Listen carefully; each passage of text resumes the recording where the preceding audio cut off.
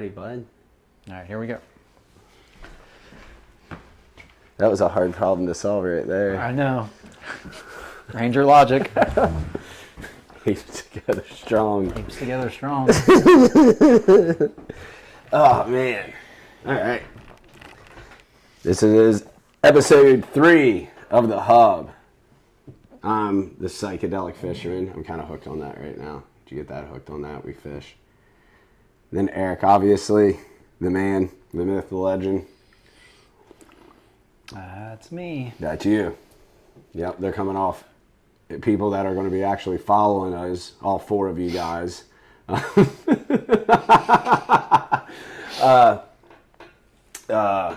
guys are just coming off the episode where Eric laid some freedom seeds in a bad guy's face.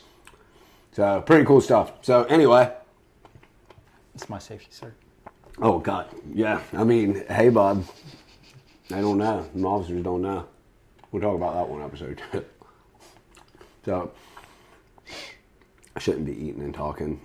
Alcoholism, guys. Anybody that's followed my journey at all knows what a huge negative effect it had on my life. And it had one on yours as well. I mean, without a doubt, it destroyed my life. I lost everything. My wife, kids, house, job, my cat, my dog, literally everything. Yeah, it's like the worst country song. I guess the best country song ever. I guess which way you would carve that. But yeah, man. And I definitely hit my rock bottom.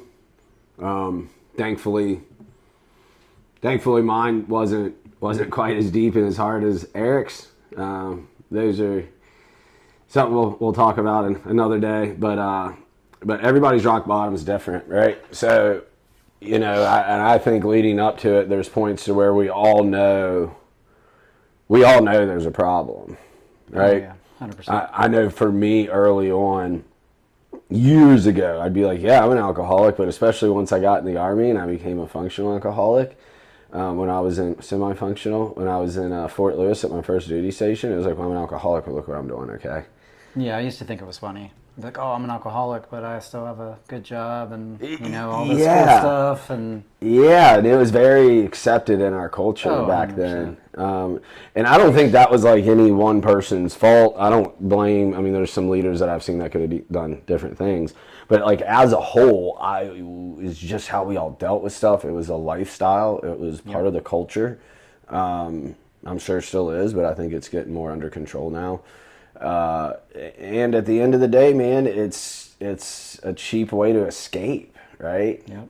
It's a cheap way to escape. I mean, it's insane of how little money it takes to get drunk. Oh, yeah. It's wild. It's definitely one of the reasons why it kills more people every year than every other drug combined, which is an insane stat if you think about it. Oh, it sure is. I mean, it will literally destroy your life Oh, yeah. in a blink of an eye. And you'll see it happening and be okay with it as long as you can still drink. Absolutely insanity. I know early on when I realized I had a problem, and then when I went to Germany, right? So we reflagged. I got in the Army. We were in Fort Lewis for like 6 months. We reflagged, took the Stryker unit, 1-2 SCR, over to Vilseck outside of Nuremberg, right? So a squad leader before I left, Sergeant T. Dagavoli, a big old island dude, one of the best leaders ever had. Dude was phenomenal. Had to stay behind because they couldn't accommodate his child's medical issues in Germany. He pulled me aside and was like, "Hey man, like this the bottle's holding you back. Like you could be doing a lot better things." He's like, "You need to be doing bigger and better things." He's like, "You need to go to somewhere else." And at the time, after all of us, we all thought, you know, Green Berets were like the coolest thing ever. You know what I mean? We didn't realize there was, I think it's 25,000 of them. I think there's a bunch of them. And I didn't realize they weren't direct action, right? I thought they were direct action. I thought they were gunfighters. Not taking them, yeah, they have slugged it out and stuff, but that's not their job. They're a force multiplier, not a direct action unit. So he was like, yeah, you need to go do that. So I quit drinking during the week, but it was funny because from Friday to Sunday in Germany, bud. Like, yeah. it was nonstop. I mean, Game on. yeah. And it was like, but what was crazy is people be like, and all of us, I'd be like, well, I'm not an alcoholic. I don't drink during the week. Yeah. It's like, what? So, and once again, it's just stuff we didn't know, right? Yeah. And then Iraq happened for me, 15-month deployment. And then after that, everything changed. My drinking changed. By the time I went to Ranger selection pass, it was like we got we had a 15-month deployment, so we had like a block leave when we got home, which is terrible. It's awesome, but it's terrible. Yeah. And I went nuts, bro. Like, I'm surprised I didn't OD and die of alcohol poisoning. Yeah. So I get back, pass rip, whatever, and then get to the unit, and then all of us, everybody was drinking, and everybody was cool with it. I mean, was that how it was the whole time you were there? Oh yeah. At first back, because you went in for everybody. Oh yeah. I was an import, so I went to Ranger selection, RIP, it was called back then. I went to Big Army, RIP, and then went to battalion. Most guys, they call us imports. I'm not a fan of imports. It's weird. I'm an import, and I don't like us. No, we'll talk about that another day. Eric was like the vast majority in how they prefer it. You want to raise your own into the unit like that, and Eric went straight in. So, was it like that from the day you got there? Yes. My first squad, I had a senior private, and every day after work, we would have someone buy us, at least an 18-pack of beer, and we had a funnel and a bong, and we would funnel and bong every beer until that case was gone, every night. And just up in the barracks. Yep. Just getting the barracks used to be wild, bro. Up in the B's, this was back when it was 2 people, 1 room barracks, the old barracks, and we would get our beer bong out after work, and we would have an older guy buy us beer, and we would literally take turns bonging beers until the case or 18-pack was gone. I don't think, if you've never been in an infantry barracks back in the day, it's really hard to explain how wild it could actually get. Oh, the weekends were 100 times worse. Well, I went to Brian Jensen's Change of Responsibility when he took over a company here at First Bat recently. And I was cutting through the barracks and I asked the CQ, I'm like, I'm not going to get like, hey, these guys ain't going to try to ball me up, are they? Man. And he was like, no, man. And I was like, why is he looking at me like that? And I guess that's not really a thing anymore, but it's like, I know back in the day, my first unit, bud, if there was a stranger in the barracks, you'd yell stranger in the hallway. In the old barracks, it was like that, the 1277 I wasn't barracks, there for those. We had airsoft guns. So if a stranger walked through the hallway... Y'all just light them up? Oh, yeah. Yeah, we would High-powered hog airsoft tie. guns. We would hog tie people. We ended up... I shouldn't... They asked us to chill things out in Fort Lewis because they balled a dude up one night, hog-tied him, threw him in the showers, turned him on cold, left the windows open, and it was winter time. So homeboy, by the time... And everybody forgot about him because everybody's drunk.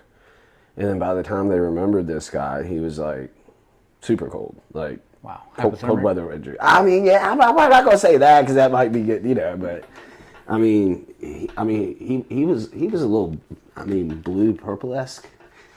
So it was a bigger job, You have that on the bigger jobs. You will. So part of the culture. Shouldn't have been in the wrong place at the right time. Yeah, man. That's I learned to fight. I've had to lay in the hospital because I didn't fight good enough before. You learn to fight better. So, you I'm in a gunfight once.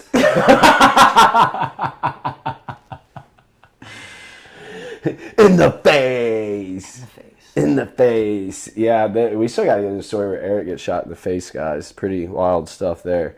So, it's ingrained in the culture. I know I partied. Did you party before the Army? Oh, yeah. Yeah. I think the party people gravitate toward the Army, and then it encourages it. And then, like I said, I got back from Iraq, and it was completely different for me. It was drinking at least some, and I mean by some 5 or 6 every night. Weekends just all out, because it didn't matter as long as you do your job. Yeah, I think the stress and the workload of being in the 75th Ranger Regiment definitely multiplied that. Yeah, man. Our training cycle was insane. Brutal. Absolutely brutal. Brutal. I mean, you lived for deployments. Like, I know there's some guys out there, and more power to them, man. I always look up to these guys that really do just love the whole life. You got those few guys that, they love the dress uniform, but they love, the perfect uniform. They want this. They like. I think those guys are fewer in regiment, but like I've seen those guys. I had this weirdo first sergeant at my old unit that we went to Iraq with. And like that dude, like he was terrified of combat, but like homeboy was like, I mean, buddy, he liked to blouse some boots and shine stuff, and he was weird. Yeah. But anyway, without going down a rabbit hole, it's like you live for deployment. Like that's all we cared about. And I was very proud to be military and stuff, but honest to goodness, the only reason I was in the military, I don't like haircuts. Clearly, I don't like haircuts. No. I don't think we should have to, I don't have to stand a certain way. Mm-hmm. And I understand why all this is there. And it is necessary.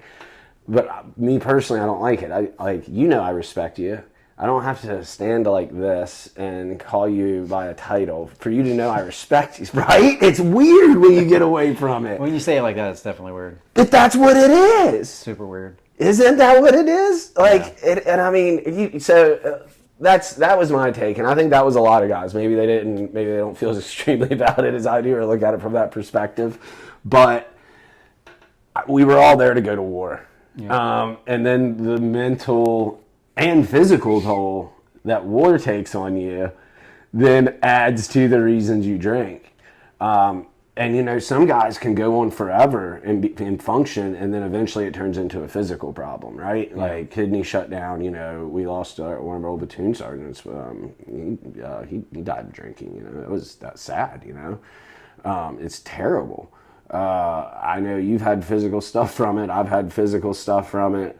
But when you hit that rock bottom, I know even leading up to my rock bottom, like I saw everything was falling apart. I mean, the house we're in now was covered in dog feces and trash. You've heard the story 1,000 times. Yeah. Like you don't come home to that and be like, oh, this is normal. Right. You don't come home and say that's normal. You're just like, oh, I'm falling apart. I'm not paying my mortgage. I'm not doing this. I'm spending all my money out at bars, and I'm going to bars by myself. I'm not even saying, like, why did I even go to bars? Like, I don't even know why I went. Maybe I was trying to fill some hole, trying to chase girls that you shouldn't be chasing. You're not just falling apart at home, but you're physically falling apart. Everything emotionally was just, falling apart. Dude, I used to wake up at IDAC down there. I would wake up in the passenger seat or in the back seat of my Yukon, not because it had rhino liner, right? So all the seats were out.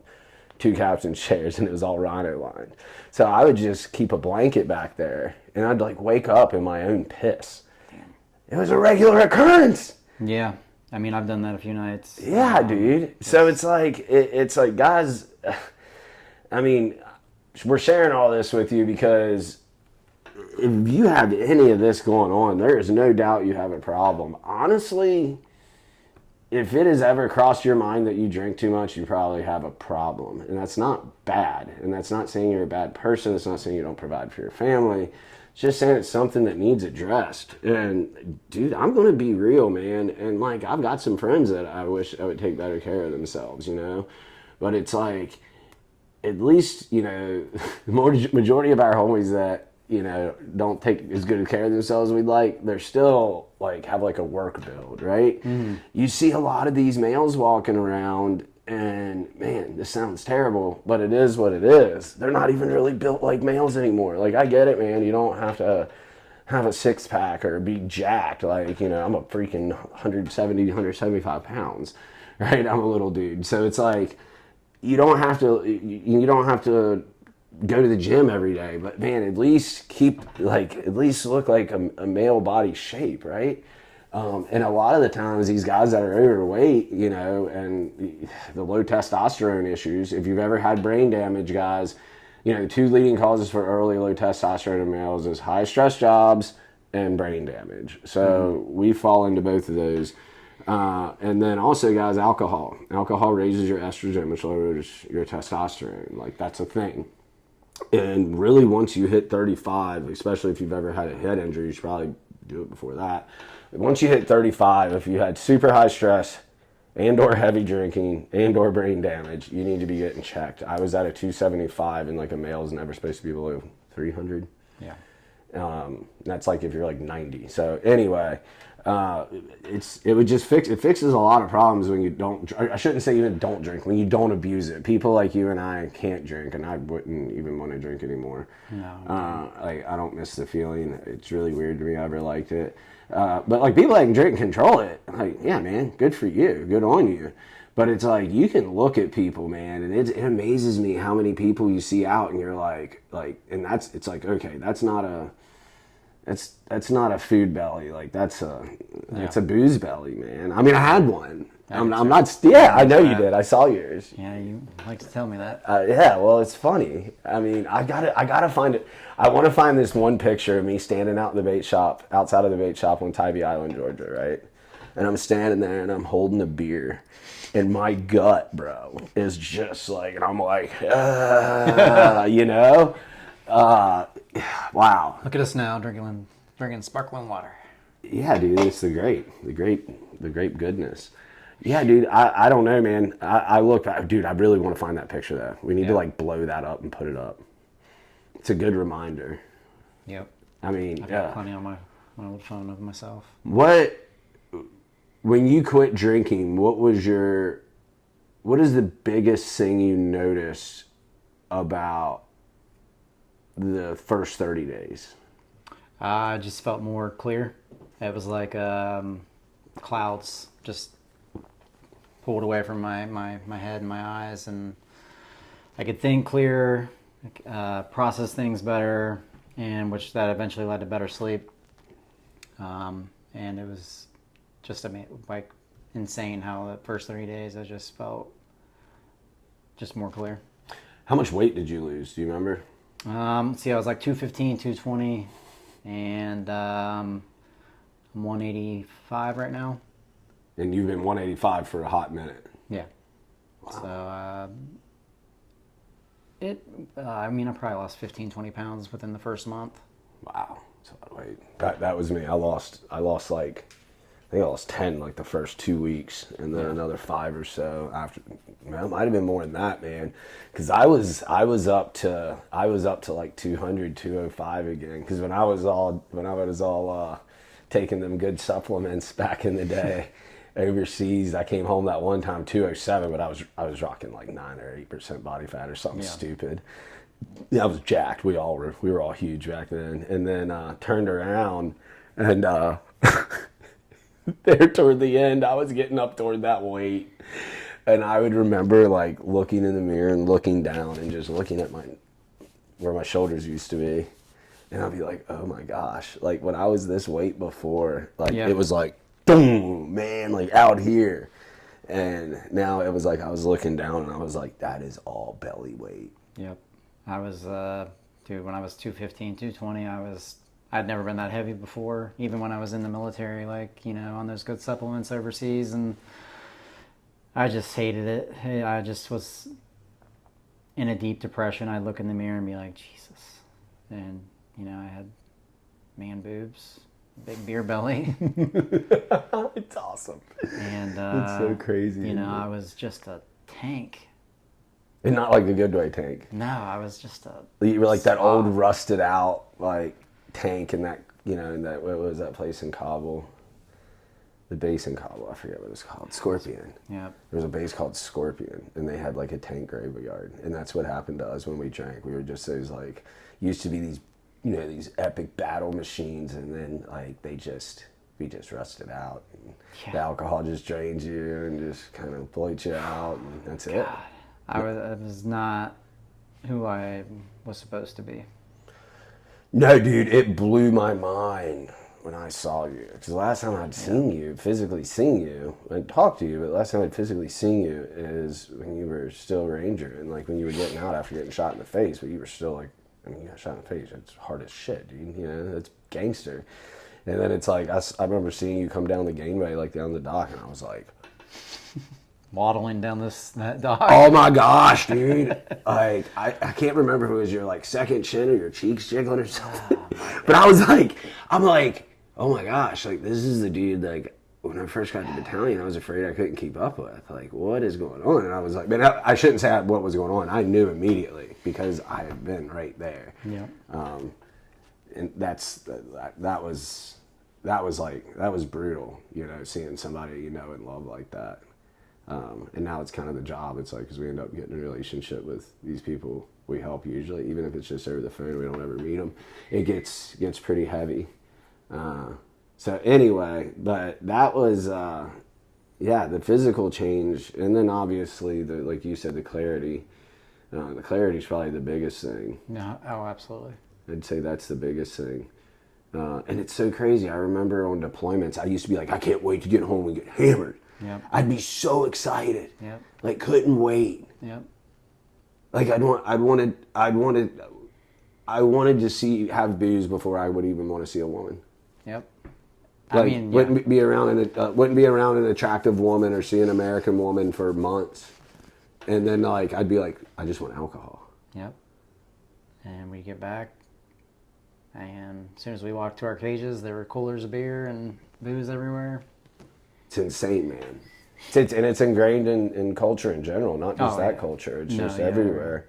Yeah, man. I mean, that's pretty much. Do you have anything you want to add to that? I mean, I feel like we kind of touched on everything with us, and I think if anybody matches up with anything like that, and I think it's okay to have a problem. You hear both of us sitting here laughing about it now. Yeah. Not saying that everybody should laugh about it if that offends anybody.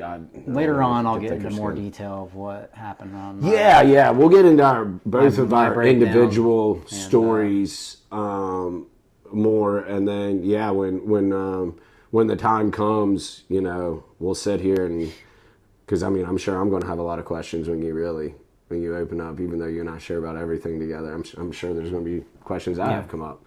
So I'm excited about that. But, well, that's the end of episode 3. Hope you guys enjoyed that. Hit that like and subscribe button, and we will see you next time. If you need help, reach out to us. We're here. Oh, yeah. Jimmy@notlucky.org is my email. And then 540-535-8426. You can shoot me a text or give me a call there. Also,